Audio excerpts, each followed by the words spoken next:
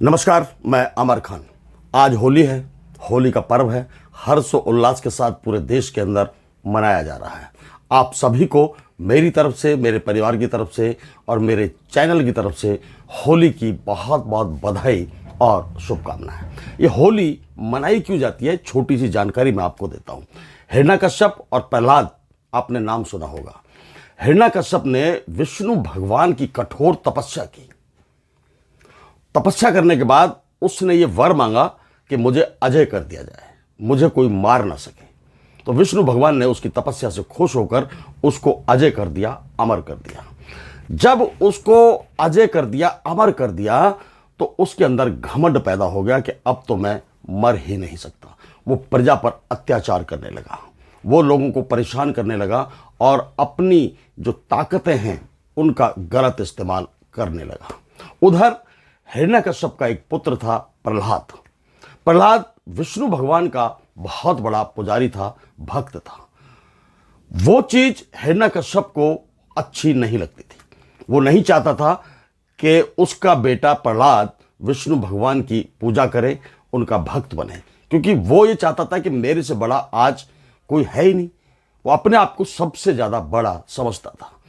उसी बात से वो प्रहलाद से चिढ़ने लगा, क्योंकि प्रहलाद उसकी बातें नहीं मानता था और विष्णु भगवान की पूजा करता था।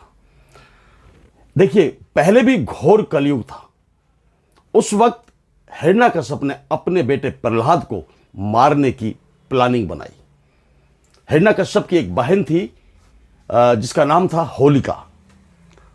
होलिका को यह वरदान था कि वो कभी जल नहीं सकती, उसे कोई जला नहीं सकता। उसने भी तपस्या कर कर यह वरदान मांग लिया था और उसको ये वरदान मिल गया था कि वो कभी जल नहीं सकती, आग उसको छू नहीं सकती।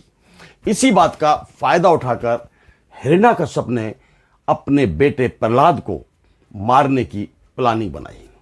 उसने ये बात होलिका को बताई और होलिका इस बात पर राजी हो गई। उसने लकड़ियों का अंबार लगाया, चट्टान लगाई पूरी, और होलिका की गोद में प्रहलाद को बिठाकर अग्नि के अंदर उतार दिया। अब देखिए करिश्मा। होलिका को वरदान था कि वो जल नहीं सकती थी, जबकि प्रहलाद को कोई ऐसा वरदान हासिल नहीं था, सिर्फ वो विष्णु का भक्त था। उस आग में होलिका जलकर राख हो गई। होलिका का दहन हो गया और प्रहलाद उस तेज आग के अंदर ज्यों का त्यों बैठा रहा, बच गया। यानी सच्चाई की जीत हुई और बुराई की हार हुई। उसी वक्त से बुराई पर सच्चाई की जीत के रूप में यह होली का पर्व मनाया जाता है। आप सभी से मेरी गुजारिश है कि आप भी इस पर्व को हर्ष और उल्लास के साथ मनाएं, प्रेम और भाईचारे के साथ मनाएं। किसी की बातों में ना आए, फिजूल का किसी के साथ झगड़ा ना करें। आज एक बात और भी है, रमजान चल ही रहे, आपको पता है, जुमा का दिन है।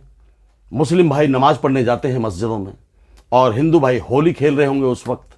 तो बहुत सारे लोगों ने इसको एक रंजिश में बदलने की कोशिश भी की है, बयानबाजी की है, उल्टे सीधे लोगों को बोला है कि भाई ऐसा होगा तो ऐसा हो जाएगा। आपसे मेरी अपील है कि जो मुस्लिम भाई नमाज के लिए निकलते हैं तो उन पर आप बिना मतलब के रंग ना डालें, उनसे पूछकर रंग डालें।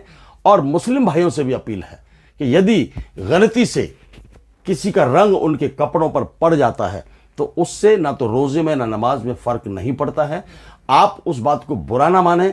ये इत्तेफाक कई बार हो जाता है कि ना चाहते हुए भी कोई गलती इंसान से हो जाती है। उन गलतियों को भुलाते हुए, उन गलतियों को ख़त्म करते हुए, प्रेम और भाईचारे के प्रभाव को बढ़ाते हुए होली का त्यौहार मनाना है, नमाज भी अदा करनी है। रमज़ान का मुबारक महीना चल रहा है, उसको भी पूरी इज्जत हमें देनी है, होली को भी पूरी इज्जत हमें देनी है।